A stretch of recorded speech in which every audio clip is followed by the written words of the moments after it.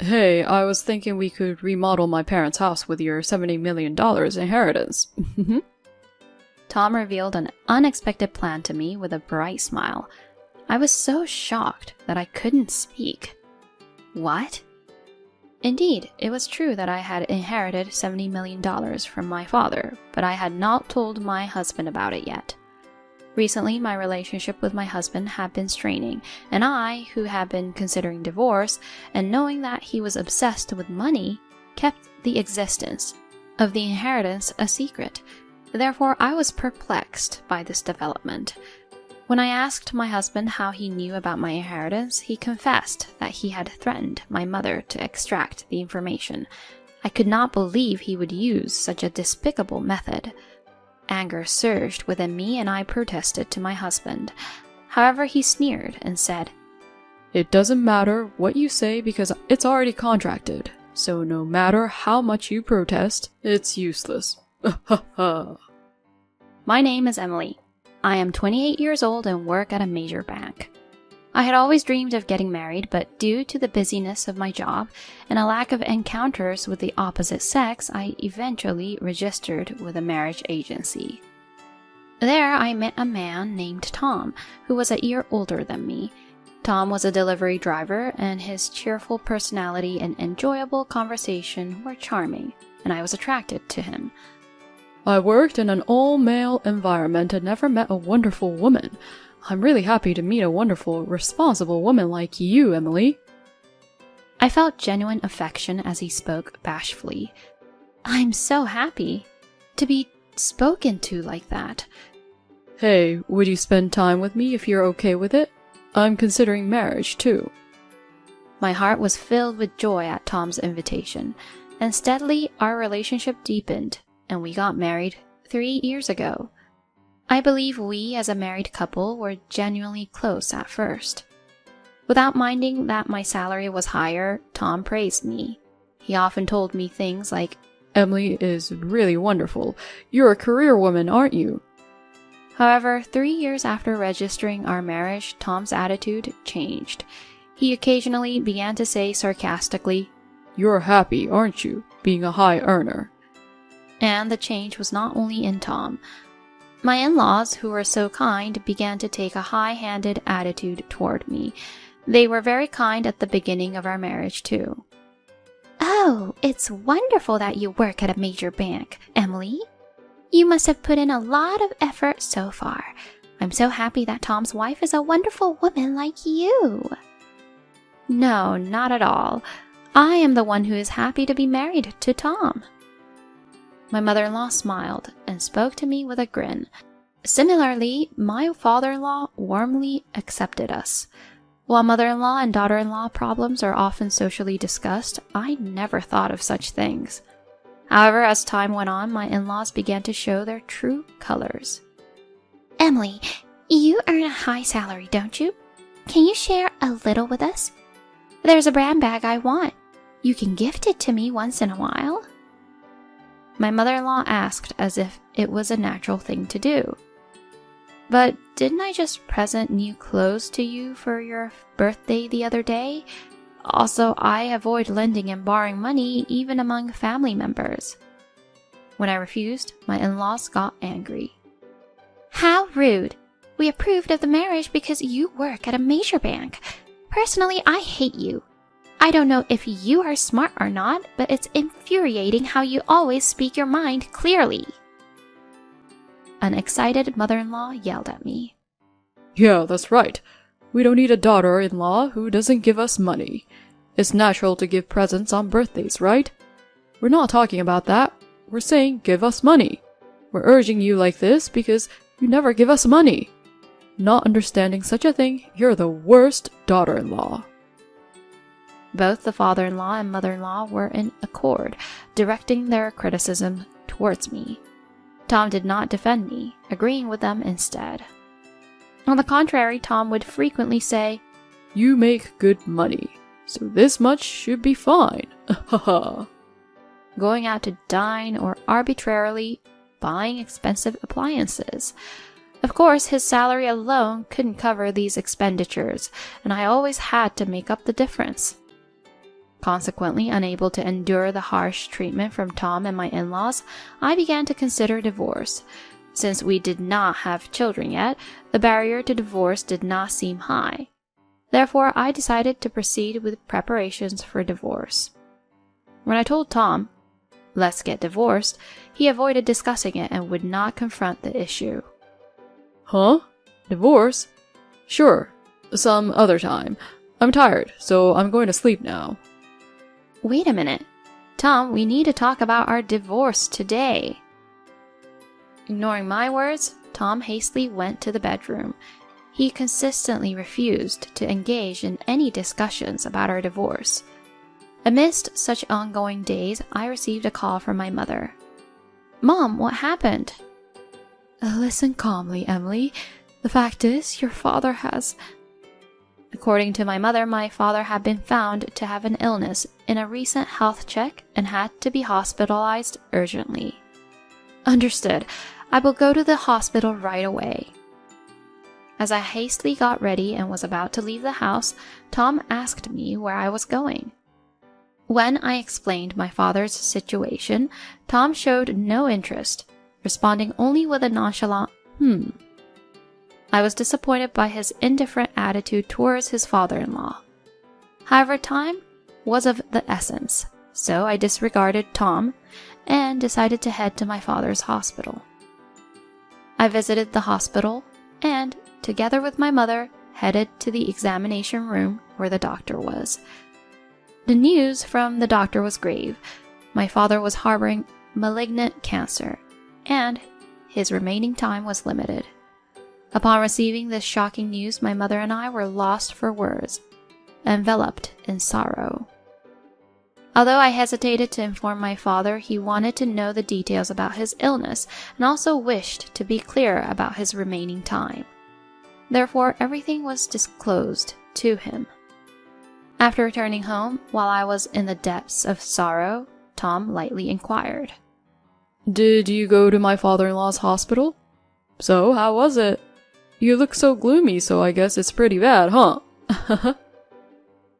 Anger welled up inside me at Tom's frivolous manner of asking, but I decided to talk about my father's situation.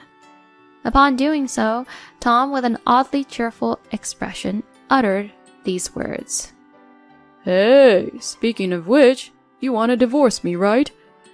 If you talk to my already troubled father-in-law about his daughter's divorce, it'll add even more burden, won't it? I'm okay with divorcing any time. My affection for Tom disappeared entirely upon hearing his callous words. Nevertheless, I did not want to burden my father. I knew that although Tom verbally agreed to divorce, he had no intention of participating in divorce discussions. Being also pressed with work, I chose to be by my father's side, instead of spending time on such matters. After that, since I stopped talking about divorce, Tom seemed to interpret that I had listened to his arguments and became even more vocally dominant. My father-in-law's inheritance is a considerable amount, right? I'll get a share too, right? I'm the husband, after all. I'm looking forward to it. How can you say such a ridiculous thing? My father is still alive. Stop your nonsense at once. Annoying. Calm down. Despite my protests, Tom did not care at all. Subsequently, as he kept bringing up topics about after my father's death, I found it unpleasant and stayed at my parents' home without returning to my own. Not wanting to worry my mother, I explained that I would not return home for a while since the hospital my father was in was close to my parents' house. After a while, my father passed away after his battle with his illness. His end was peaceful, almost as if he were sleeping. My mother and I were engulfed in tears, but with funeral preparations and other matters waiting, we couldn't only grieve. I informed Tom of my father's death and told him the schedule of the funeral. My intention to divorce remained unshaken, but I called him to notify him of the minimum as a wife. Oh, my father-in-law finally passed away? Oh, that's too bad. But attending the funeral is troublesome, so I'll pass. As expected, Tom did not express any sorrow. Even so, I thought he would attend the funeral, but he was even reluctant to do that. I lost my emotions towards Tom's behavior, feeling a sense of discomfort. I even hated myself for choosing to marry a person who showed such a dark side. Fine, do as you wish. A chillingly indifferent voice came out of my mouth. Why are you so angry? Scary. So, what I'm curious about is the inheritance. Unable to bear his frivolous attitude, I cut off his words and hung up the phone. In the end, Tom did not appear at my father's funeral at all. There were critical opinions about Tom from the funeral attendees, but I was glad he did not come. I felt it unbearable to see him ruin my father's funeral. After the funeral, my mother, the other relatives, and I discussed the inheritance. My father had decided to some extent who would inherit which assets during his illness, so the discussion went relatively smoothly. Finally, having a moment of peace, I decided to return home. However, after returning home, Tom made a shocking statement in front of me. Oh, long time no see. I've decided to remodel my parents' house right away with the $70 million you inherited. What? My voice flipped due to the excessive surprise. I was not supposed to have told Tom the details of the inheritance. Yet for some reason he understood that I inherited $70 million. Moreover, I don't understand what he's basing his statement on about using it for the remodeling costs of his parents' house. What do you mean? It's the first I've heard of such a large sum of money. I tried asking your mom. I asked about your father-in-law's inheritance. When I threatened her, saying if she didn't tell me, it would lead to a divorce with her daughter, she told me right away. Ha ha ha ha.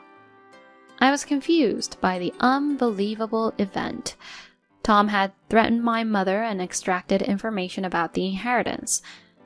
Knowing that my mother was already greatly suffering due to my father's situation, and not wanting to put any more burden on her, I hadn't told her about the disgraceful treatment I had received from Tom and my in-laws.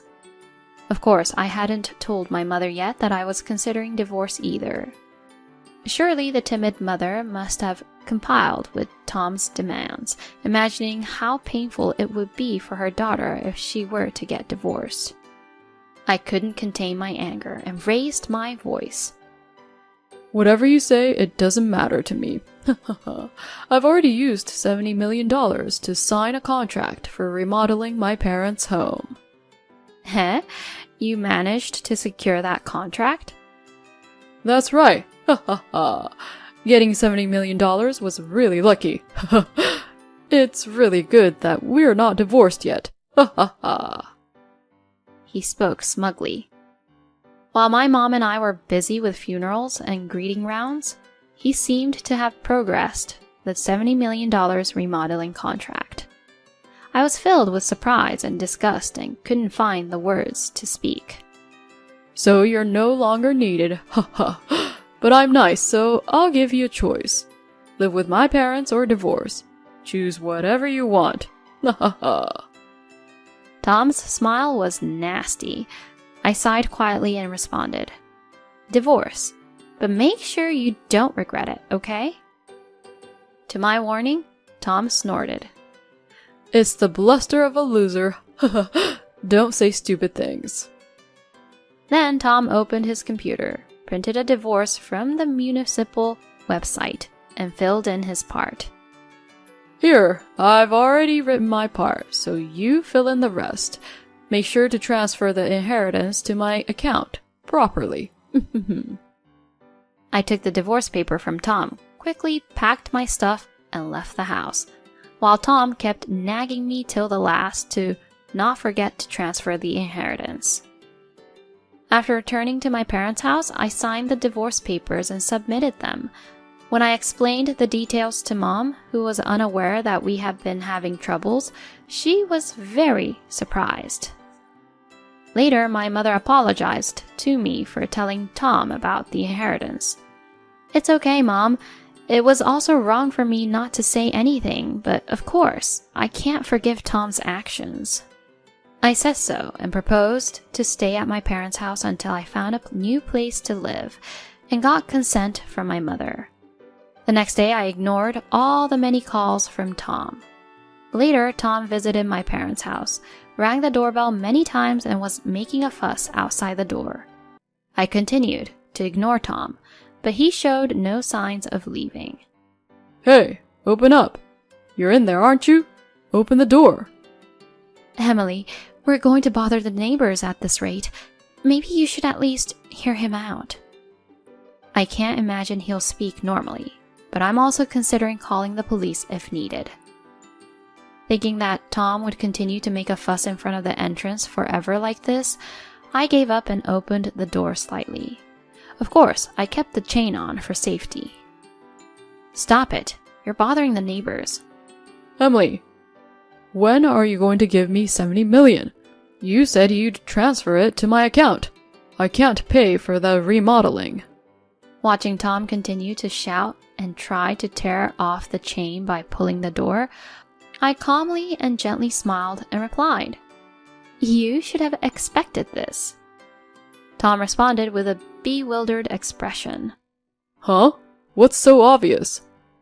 I explained slowly. "What I inherited is my father's precious villa, not his deposit, so I can't transfer it, can I?"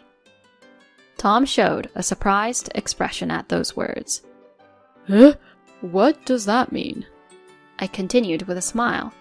"Moreover, the very fact that a renovation contract for $70 million has been established is unbelievable. Normally, an appropriate amount of funds is required to enter into such a high-value contract." Tom answered, a bit perplexed. That's because a relative runs a construction company and there's a prospect of receiving $70 million, so they allowed it through the screening." Finally, I could understand with that explanation. "I see, so that was it. But that has nothing to do with me. You remember when we divorced, I told you not to regret it, right?" Then Tom said, unable to suppress his anger. "Stop joking. What is that? I've already paid a deposit of $1,000. I was thinking about the rest of the payment. Now I can't pay it. What should I do?" Tom is panicking, his voice nearing a scream. "A wife's property should be her husband's. It might not be cash, but give me that 70 million villa. You only left the house yesterday and should not have filed for divorce yet. We are still a couple, aren't we?" I answered calmly. "You seem to misunderstand, but inheritance isn't considered marital property, so the inheritance is mine. Also, I have already filed for divorce. We're no longer a couple, but strangers." Tom expressed disappointment, speaking in an enraged voice. "Don't mess with me. I'll cancel the divorce and give me the inheritance. Hurry up." Tom reached out his hands towards me, trying to grab me, so my mother immediately reported to the police. Tom pulled his hand back in a hurry when he saw my mother talking to the police, but then suddenly smiled. "That's right. I don't need you anymore." Then laughing, he quickly left the scene. After Tom left, the police arrived. Thanks to opening the front door and filming, it was expected that the police would be able to respond to the incident. I was contacted again by the police 3 days later. They had found documents related to my father's property, so I went to the police station. There, a shocking truth awaited. Tom, who had stolen the documents, took them from my bag while I was preparing to leave the house. "Tom, what's going on? Explain." I asked, filled with shock and anger. Tom replied with a sulky expression. "When I heard that you inherited 70 million, I thought there might be cash in the bag, so I rummaged through it. Then I noticed there were important-looking documents, so I kept them." However, Tom did not check the documents afterwards. It seems he realized the importance of the documents after hearing that my $70 million inheritance was not cash, but a villa, while he was shouting in front of my parents' home. Tom thought that by selling the official copy of the registration certificate, he could liquidate an inheritance of $70 million and had approached a real estate agent proceeding with the sale procedures, bringing his in-laws with him. But when I went to the real estate agent and tried to proceed with the sale, they said it couldn't be sold because the name on the registration is still your father's. Because the procedure for the change of name hadn't been completed yet, the property was registered not in my name, but in my father's. Even after the name change procedure is complete, it will only be in my name. And of course, since I'm not the person in question, it can't be sold either way. The staff who became suspicious due to Tom's dubious behavior reported it, and the police rushed to the scene, escalating the situation. I just went to sell it on behalf of my father-in-law. I didn't steal anything. No, I did not ask for any sale, and this person took the documents without permission. Tom was later arrested on suspicion of theft. Despite his desperate defense of his actions, the evidence was against him. Moreover, the document is a copy, and it cannot be sold. Tom fell silent and eventually had no choice but to accept the arrest. Not only did the in-laws lose a down payment of $1,000, but due to Tom being arrested and consequently being exposed as a criminal in the media, their life in the local community became difficult, and they were ultimately forced to move.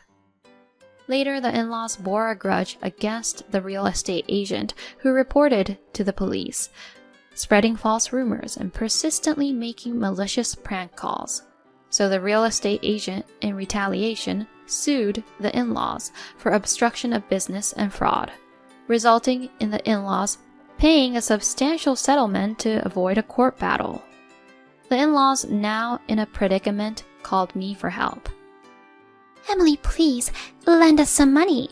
Our savings are gone after paying the down payment, and now we've had to take out a loan to pay the settlement. We're unrelated now, okay? We're divorced, so we are strangers to each other.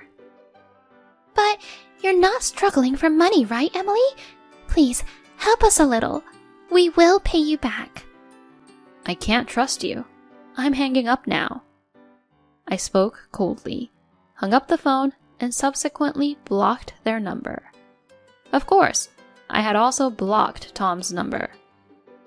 Afterwards, considering that Tom knew where my parents' house was, my mother and I moved just to be safe. The $70 million villa was officially put up for sale and quickly found a buyer. My mother and I, remembering my father, are spending our days peacefully.